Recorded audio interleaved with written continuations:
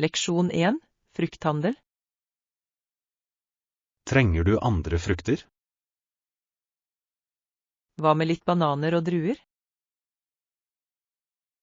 Det høres ut som en god idé. Bananer er perfekte for en rask matbit. Ja, og druer er så forfriskende, spesielt på varme dager. Nøyaktig. De er også flotte å legge til salater eller desserter.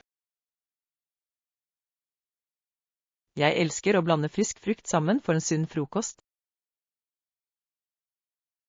Jeg også. La oss legge dem til på handlelisten vår. Definitivt. En rekke frukter er alltid et godt valg. Jeg skal sørge for at vi ikke glemmer dem mens vi handler. Leksjon 2. Ferdigheter i salg. Jeg har jobbet med salg i 3 år. Hvilke ferdigheter har du? Det er en flott opplevelse. Jeg har utviklet sterke kommunikasjons- og forhandlingsevner. De er avgjørende for salg. Hvordan håndterer du vanskelige kunder? Jeg prøver å forbli rolig og lytte til deres bekymringer før jeg tilbyr løsninger. Det er en smart tilnærming. Å forstå deres perspektiv kan virkelig hjelpe. Nøyaktig. Jeg fokuserer også på å bygge langsiktige relasjoner med kunder. Ja, relasjoner kan føre til gjentatte forretninger og henvisninger. Absolutt. Tillit er nøkkelen i enhver salgsinteraksjon. Jeg er imponert. La oss dele flere tips og strategier for å lykkes med salg. Leksjon 3. Kvinnebevegelse. Bevegelsen i østblokklandene, spesielt Sovjetunionen og Øst-Tyskland, var betydelig. Ja, begge nasjoner oppmuntret kvinnelig deltakelse i ulike sektorer. Nøyaktig. Det var en del av deres bredere strategi for økonomisk utvikling. Jeg synes det er fascinerende hvordan denne politikken formet kvinners roller i samfunnet. Absolutt. Kvinner tok på seg mange oppgaver som tradisjonelt ble holdt av menn. Ja, og det ga dem en følelse av selvstendighet og uavhengighet. Denne bevegelsen hadde varige effekter, ikke bare i disse landene, men globalt. Jeg er enig. Det banet vei for fremtidige generasjoner til å kjempe for sine rettigheter. La oss diskutere mer om virkningen av denne bevegelsen på dagens samfunn. Leksjon 4. Mozarts storhet. Storheten til Mozarts musikk ble veldig tidlig i begynnelsen av 30-årene. Ja, i løpet av den tiden ble han hoffkomponist i Salzburg. Nøyaktig. Hans komposisjoner i denne perioden var virkelig bemerkelsesverdige. Jeg er enig.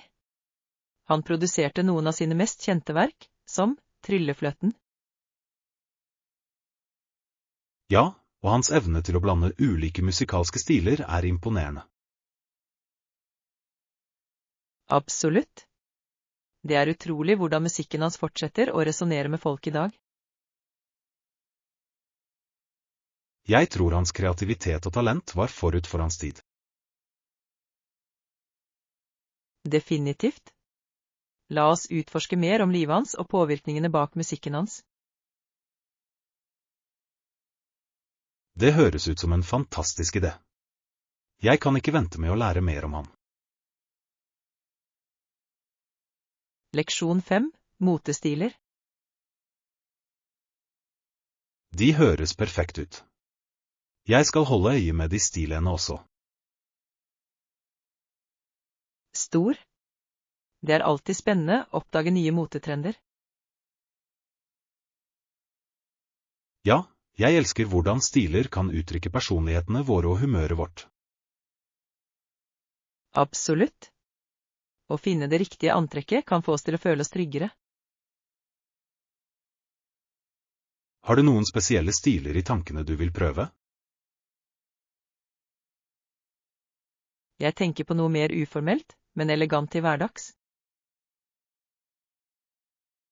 Det høres stilig ut. Uformelt kan være både behagelig og moteriktig. Nøyaktig. La oss planlegge en shoppingtur snart for å finne noen nye deler. Jeg gleder meg. Å handle sammen er alltid gøy. Leksjon 6. Sammenligne alternativer. La oss sammenligne og velge den beste. Høres ut som en plan. Vi bør vurdere hvert alternativ nøye. Absolutt. Det er viktig å vurdere både fordeler og ulemper. Ja, å tenke på våre langsiktige mål er også viktig. Det er et godt poeng. Å ta beslutninger som er i tråd med vår visjon er avgjørende. Nøyaktig. Når vi har sammenlignet, kan vi ta et mer informert valg. Jeg skal samle all informasjon vi trenger for å analysere. Stor. Jeg er spent på å se hva vi finner på sammen. Det kommer til å bli en produktiv diskusjon. Leksjon 7. Hotellrabatter. Valgte du et hotell i sentrum? Ja, jeg fant en flott som tilbyr rabatter for tidlige bestillinger. Det høres perfekt ut. Å bo i sentrum er så praktisk. Absolutt. Det gjør det lettere å utforske alle attraksjonene i nærheten. I tillegg er det et stort pluss å være i nærheten av restauranter og butikker. Ja, og vi kan spare tid på å reise frem og tilbake. Jeg elsker den ideen. Har du sjekket om de har noen spesialtilbud? Det gjorde jeg. De har en pakke som inkluderer frokost og gratis wifi. Det er en fantastisk deal. Frokost inkludert er alltid en gevinst. Leksjon 8. Livsråd. Moren min gir meg alltid råd, som at hvis du gjør dårlige ting, vil dårlige ting komme tilbake til deg. Det er et klokt ordtak. Det gjenspeiler ideen om karma, ikke sant? Nøyaktig. Hun tror på å behandle andre godt for å få godt tilbake. Det er en verdifull lærdom. Det oppmuntrer til vennlighet og empati. Ja, og jeg opplever at det virkelig former hvordan jeg samhandler med mennesker. Jeg tror det er viktig å leve etter de prinsippene. De skaper et bedre miljø. Absolutt. Min mors råd har påvirket mange av mine avgjørelser. Det er flott å ha slik veiledning i livet. Hva annet sier hun? Hun minner meg ofte på å tenke før jeg handler, noe som har reddet meg fra trøbbel. Leksjon 9. Historiske bevegelser. Bevegelsen i østblokklandene, spesielt Sovjetunionen og Øst-Tyskland, var ganske virkningsfull. Ja, begge oppmuntret kvinnelig deltakelse i arbeidsstyrken og utdanning. Nøyaktig. Det var en tid da kvinner begynte å ta på seg flere roller i samfunnet. Jeg synes det er fascinerende hvordan disse bevegelsene formet likestillingsdiskusjoner. Ja, det skapte et grunnlag for fremtidige fremskritt innen kvinners rettigheter. Jeg er enig. Å forstå denne historien hjelper oss å sette pris på nåværende fremgang. Absolutt. Vi kan lære mye av kampene og suksessene i denne epoken. Jeg tror det er viktig å fortsette å gå inn for likestilling i dag. La oss utforske mer om hvordan disse bevegelsene påvirket verden. Leksjon 10. Joy er pets. Har du noen gang tenkt på hvor mye glede kjæledyr kan bringe inn i livene våre? Absolutt. De blir virkelig en del av familiene våre og daglige rutiner. Ja, vennskapet de tilbyr er uovertruffen og ofte oppløftende. Jeg er enig. Bare det å se dem spille kan umiddelbart forbedre humøret vårt. Det er utrolig hvordan de kan føle følelsene våre og trøste oss. Nøyaktig. Kjæledyr har en unik måte å gi ubetinget kjærlighet på. Jeg tror at det å ha et kjæledyr også kan lære oss viktige livsleksjoner. Definitivt. De lærer oss ansvar og empati. La oss snakke mer om hvilke typer kjæledyr folk velger og hvorfor. Leksjon 11. Finne riktig passform. Disse skoene passer bedre enn det siste paret jeg prøvde på. Det er flott å høre. Hvordan føler de seg når de går rundt i butikken for å teste dem? De føler seg komfortable og støttende, som er akkurat det jeg trenger. Det er viktig. Komfort er nøkkelen, spesielt hvis du skal bruke dem over lengre perioder. Absolutt. Jeg vil ha sko som ikke skader føttene mine etter noen timer. Ja, og det er en god idé å gå litt i butikken for å sikre at jeg har rett. Sikkert. Jeg gjør det alltid et poeng å prøve dem ut før jeg kjøper.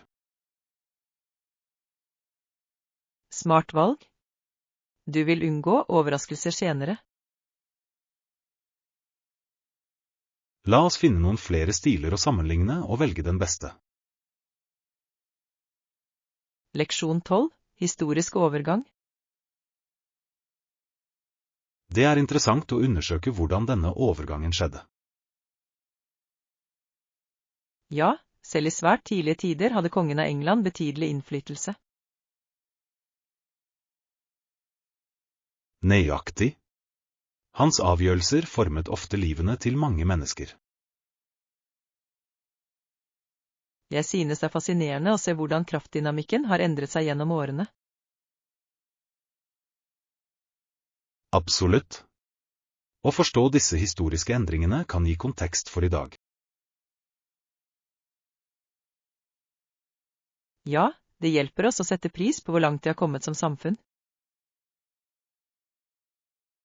La oss utforske mer om de forskjellige faktorene som bidro til disse endringene. Det høres flott ut. Hver epoke har sine egne unike utfordringer og triumfer. Jeg er spent på å dykke dypere inn i dette emnet sammen med deg. Leksjon 13. Fascinasjon med sinnet. Jeg har alltid vært fascinert av det menneskelige sinnet, oppførselen. Det er spennende. Psykologi gir så mye innsikt i hvorfor vi handler som vi gjør. Nøyaktig. Å forstå våre tanker og følelser kan føre til personlig vekst. Ja, og det hjelper oss å navigere i forholdet til andre også. Jeg tror å utforske ulike teorier kan avsløre så mye om oss selv. Absolutt. Hver teori gir et unikt perspektiv på menneskelig atferd. La oss diskutere noen av nøkkelbegrepene som har påvirket psykologien. Høres perfekt ut. Jeg elsker å lære om hvordan sinnet vårt fungerer.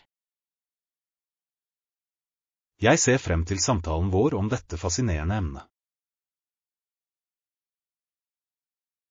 Leksjon 14. Billettilgjengelighet. Jeg skal sjekke kinonettstedet for tilgjengelige billetter. Det er en god idé. Det er alltid best å bekrefte før du legger planer. Nøyaktig. Jeg vil ikke ankomme og finne ut at det ikke er noen plasser igjen. Ja, spesielt for populære filmer, de kan selge seg raskt ut. Jeg vil også se etter visningstider som passer til timeplanene våre. Stor. Det er fint å planlegge alt på forhånd for en jevn opplevelse. Jeg skal holde deg oppdatert på hva jeg finner ut. Perfekt.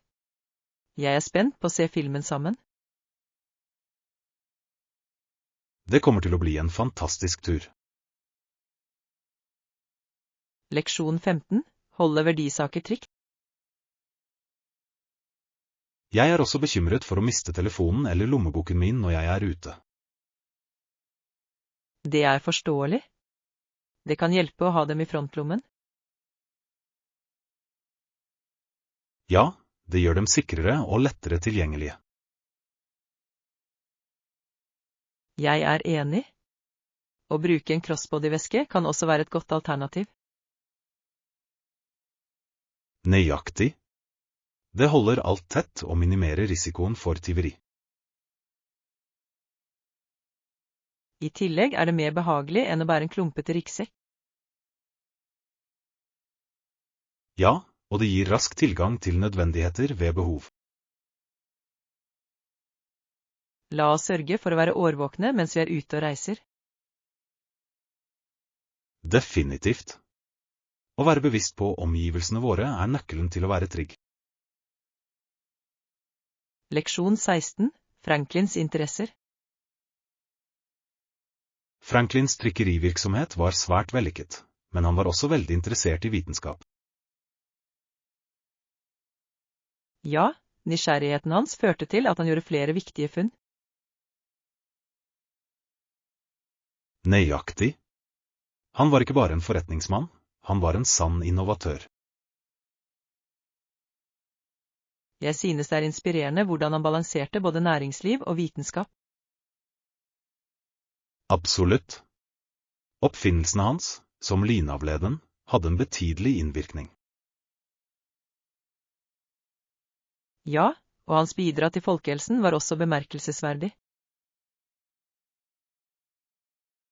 Det viser at en lidenskap for kunnskap kan føre til store prestasjoner. Jeg er enig. La oss utforske mer om livet hans og hans ulike interesser. Det høres fantastisk ut. Jeg er spent på å lære mer om Franklin. Leksjon 17. Organisering av ideer. Det er en smart måte å holde ting organisert på. Hva med farger? Bruk av forskjellige farger kan bidra til å kategorisere informasjon effektivt. Nøyaktig. Det gjør det lettere å finne det du trenger raskt. I tillegg legger den til et visuelt element som kan gjøre det morsommere å studere.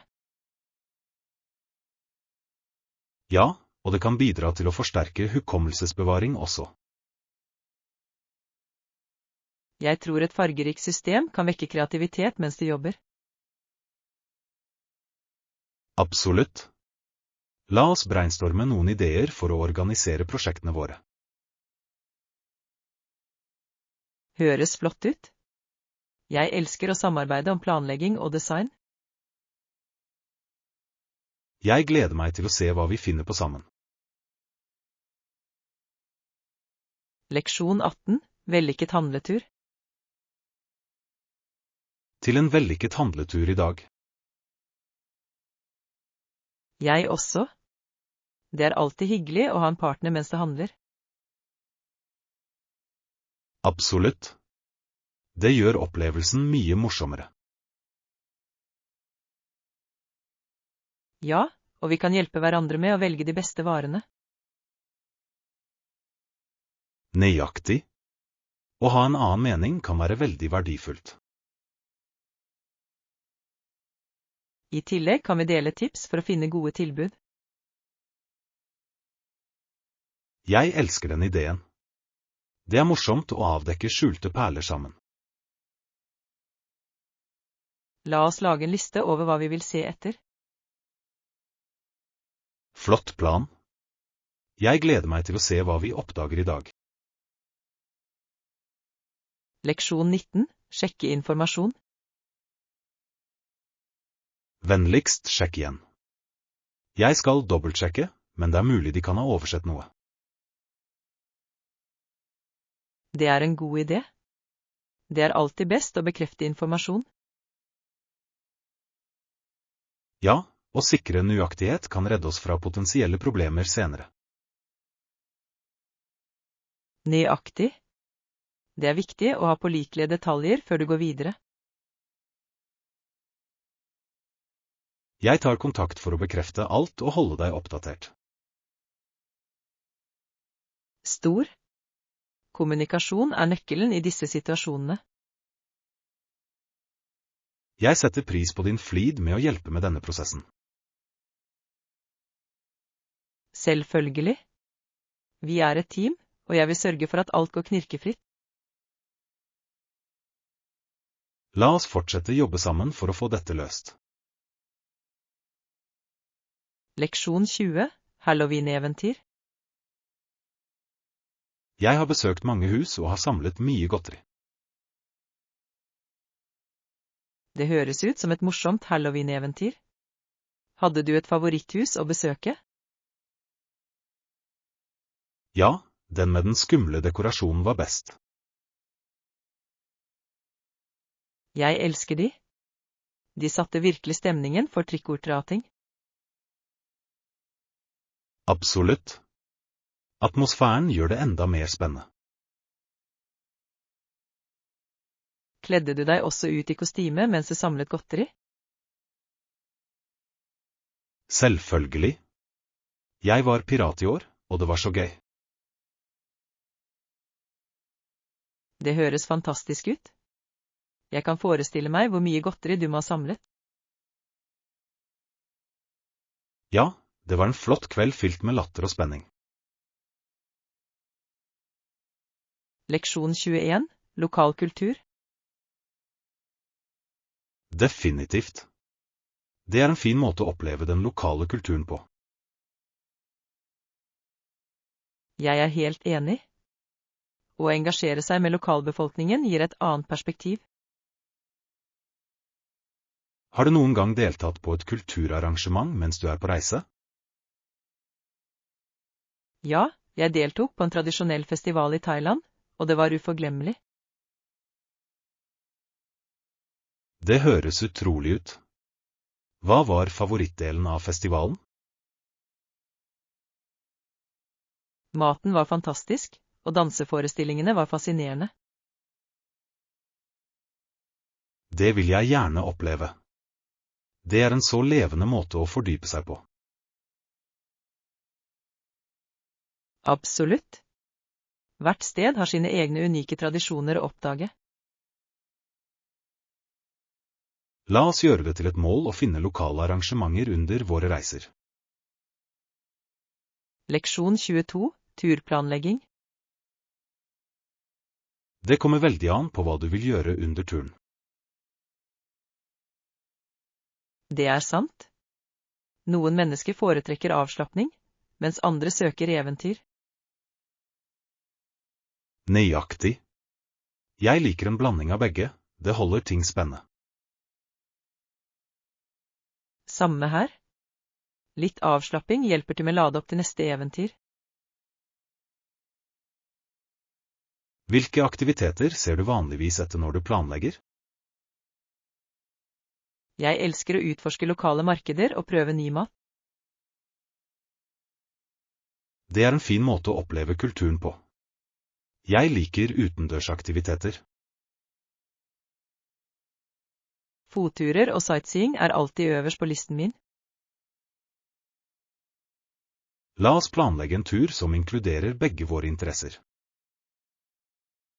Leksjon 23, middels størrelse. Jeg hørte de har gode anmeldelser. Skal vi prøve det? Sikker? La oss definitivt prøve det, det høres populært ut. Bør vi få en mellomstørrelse å dele? Jeg synes det er en god idé. Det er alltid gøy å smake på forskjellige smaker. I tillegg kan vi lagre noen til senere hvis vi ikke kan fullføre alt. Nøyaktig. Jeg elsker steder som tilbyr en rekke alternativer å velge mellom. Det gjør opplevelsen morsommere når du kan prøve forskjellige ting. Ja. Jeg blir glad bare jeg tenker på alle smakene vi kan prøve. La oss gå for det da. Jeg gleder meg til å smake den. Leksjon 24, bestilling av overnatting. Ja, jeg har sett på å bestille overnatting. Det er alltid litt vanskelig, spesielt med så mange tilgjengelige alternativer. Absolutt. Jeg vil finne noe komfortabelt, men rimelig. God idé. Jeg håper også det er et praktisk sted for sightseeing.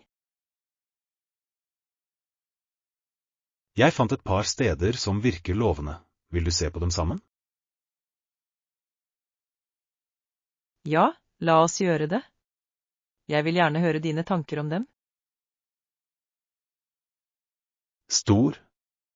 Jeg tror vi kan finne det perfekte stedet for turen vår. Jeg er sikker på at vi vil, det krever bare litt planlegging. Nøyaktig. Det vil være verdt det når vi først er der. Leksjon 25, forretningsmuligheter. Noen interessante forretningsmuligheter i det siste? Faktisk, ja. Jeg kom over en unik idé som virker lovende. Virkelig? Jeg vil gjerne høre om det. Hva er konseptet? Det er en abonnementstjeneste for miljøvennlige produkter. Folk er virkelig opptatt av bærekraft nå. Det høres fantastisk ut. Jeg tror mange vil sette pris på den typen service. Nøyaktig. Det hjelper forbrukere å ta bedre valg for miljøet. Jeg kan se det blir raskt populært. Har du tenkt på å starte den? Jeg vurderer det. Jeg må undersøke mer og planlegge nøye. Hvis du gjør det, vil jeg gjerne hjelpe på alle måter jeg kan. Leksjon 26, overvinne klossethet. Jeg føler meg virkelig klosse og nervøs, men si ja. Vi går ut i midten av treningsstudioet og bare gir den sjanse. Jeg vet, det er bare det at alle virker så erfarne. Det er greit å føle det slik. Alle begynner et sted, ikke sant? Ekte? Jeg trenger bare å fokusere på å ha det gøy og ikke bekymre meg for andre. Nøyaktig. La oss oppmuntre hverandre og få mest mulig ut av det.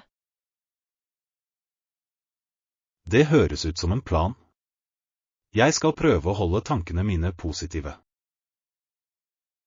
Og jeg vil være med deg og heie på deg. Takk. Jeg føler meg litt bedre allerede når jeg vet at jeg ikke er alene. Leksjon 27, frokost og trening. Ja, jeg pleier å ha frokostblanding til frokost. Fikk du tid til trening i morges? Egentlig ikke, jeg kom litt sent i dag. Det er forståelig. Noen ganger kan morgenene være hektiske. Tar du deg tid til å trene regelmessig? Jeg prøver også. Det hjelper meg å holde meg energisk gjennom dagen. Det er flott. Jeg burde finne måte å passe det bedre inn i rutinen min. Kanskje vi kan motivere hverandre til å holde en tidsplan? Jeg elsker den ideen. Det ville vært morsommere å trene sammen. Leksjon 28. Global tilkobling. Det er spennende. Har du tenkt på å bruke et internasjonalt SIM-kort på reisene dine? Det har jeg faktisk.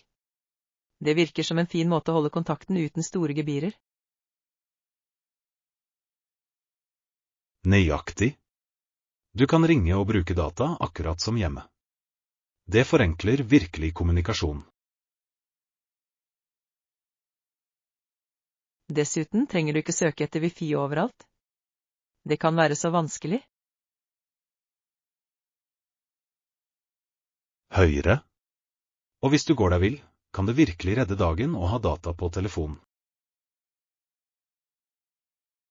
Tenk deg å kunne få tilgang til kart og lokal informasjon når som helst. Det er uvurderlig. Den lar deg også dele opplevelsene dine med venner og familie umiddelbart. Absolutt. Jeg elsker ideen om å holde alle oppdatert på mine eventyr. Og du kan også bruke sosiale medier uten å bekymre deg for ekstra kostnader. Leksjon 29. Kulinariske valg. Alt ser så bra ut. Jeg kan ikke bestemme meg for hva jeg skal bestille. Hva med å prøve noen lokale retter? Det høres ut som en fantastisk idé. Lokal mat gir deg alltid en smak av kulturen. Nøyaktig. Det er den beste måten å oppleve et nytt sted gjennom sine smaker. I tillegg kan vi dele retter og prøve litt av hvert. På den måten går vi ikke glipp av noe. Jeg elsker den tilnærmingen. Det gjør måltidet mer morsomt og engasjerende. Og hvem vet? Vi kan finne en ny favorittrett sammen. Det er spennende å tenke på variasjonen vi kan prøve. Hva lener du deg mot? Jeg er nysgjerrig på alternativene for sjømat. Fersk fangst fra det lokale farvannet må være utrolig. Absolutt. Jeg vedder på at den er forberedt på måte vi aldri har opplevd før. Leksjon 30. Tilkobling ombord. Til wifi ombord. Ja, toget hadde gratis wifi, så jeg kunne ta igjen jobben under turen. Det er en så praktisk funksjon. Det gjør lange reiser mye mer produktive. Jeg er helt enig. Jeg var i stand til å sende viktige e-poster og til og med fullføre en presentasjon. Wow, det er imponerende. Jeg vanligvis bare leser eller hører på musikk på tur. Det er også gode alternativer, men å ha wifi åpner virkelig for muligheter. Definitivt. Jeg kan også oppdatere reisebloggen min mens jeg nyter den naturskjønne utsikten. Det høres ut som en perfekt blanding av jobb og fritid. Hvordan klarte du det hele? Jeg har nettopp tømmet arbeidet midt rundt de vakreste landskapene. Det var inspirerende. Det er et smart trekk. Det er viktig å balansere produktivitet med nytelse. Leksjon 31. Beslutninger om hjemmedekorasjon. Polstring av høy kvalitet er avgjørende for ethvert oppholdsrom. Hva med størrelsen? Stuen min er ganske romslig. Det er flott. Du kan virkelig gå dristig med møbelvalgene dine da. Nøyaktig. Jeg tenker på en stor seksjon som kan romme gjester komfortabelt. En seksjon er en fantastisk idé. Det oppmuntrer til samtale og avslapping. I tillegg, med riktig møbeltrekk, kan det heve hele rommets estetikk. Absolutt. Teksturen og fargen kan fullstendig forvandle stemningen i stuen din. Jeg vil ha noe slitesterkt, men stilig, noe som vil vare i årevis. Det er lurt. Kvalitetsstikker kan være en investering, men lønner seg i det lange løp. Jeg er spent på å utforske forskjellige stoffer og farger for å finne den perfekte matchen. Leksjon 32. Planlegging for fremtiden. Jeg tror en 5-årsperiode vil være ideelt. Det gir oss stabilitet og vekst. Det gir mening. En 5-årsplan gir tid til å justere og svinge om nødvendig. Nøyaktig. Vi kan sette realistiske mål og evaluere fremgangen vår underveis. I tillegg gir oss en tidslinje å jobbe med, noe som kan være motiverende. Jeg liker ideen om å ha milepæler og feire når vi oppnår dem. Disse feiringene kan virkelig øke moralen, oppmuntre til fortsatt innsats. Og hvis vi møter utfordringer, vil vi ha et solid grunnlag å bygge på. Absolutt. Det handler om å være tilpasningsdyktig mens vi holder øynene på premien. Jeg føler meg optimistisk med tanke på retningen vi er på vei. La oss få denne planen til å telle. Leksjon 33. Historisk refleksjon. Mine landsmenn, vi er nå 10 år forbi midtpunktet av et århundre som har vært vitne til 4 betydelige endringer. Ja, det er viktig å reflektere over hvor langt vi har kommet og utfordringene vi har møtt. Absolutt. Disse hendelsene har formet vår identitet og verdier. Jeg tror det er avgjørende å lære av historien vår for å bygge en bedre fremtid. Ja, å forstå fortiden hjelper oss å sette pris på nåtiden.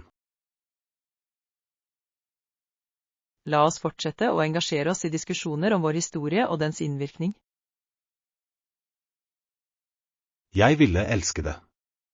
Det er viktig å holde disse samtalene i live. Ja, å dele våre perspektiver kan berike vår forståelse. Jeg kan ikke vente med å utforske mer om vår delte historie. Leksjon 34. Skadet levering. God ettermiddag. Hvordan kan jeg hjelpe deg i dag? Hei, jeg mottok bestillingen min, men den kom dessverre skadet. Jeg er virkelig lei meg for å høre det. Kan du fortelle meg mer om problemet? Vel, vasen jeg bestilte var knust da jeg åpnet pakken. Det er frustrerende. Vi vil definitivt gjøre det riktig. Vil du ha en erstatning? Ja, takk. Jeg elsket virkelig det designet og vil ha det til hjemmet mitt. Ikke noe problem i det hele tatt. Jeg ordner en ny som sendes ut umiddelbart. Takk. Jeg setter pris på ditt raske svar på dette problemet. Det er min glede. Kundetilfredshet er vår høyeste prioritet.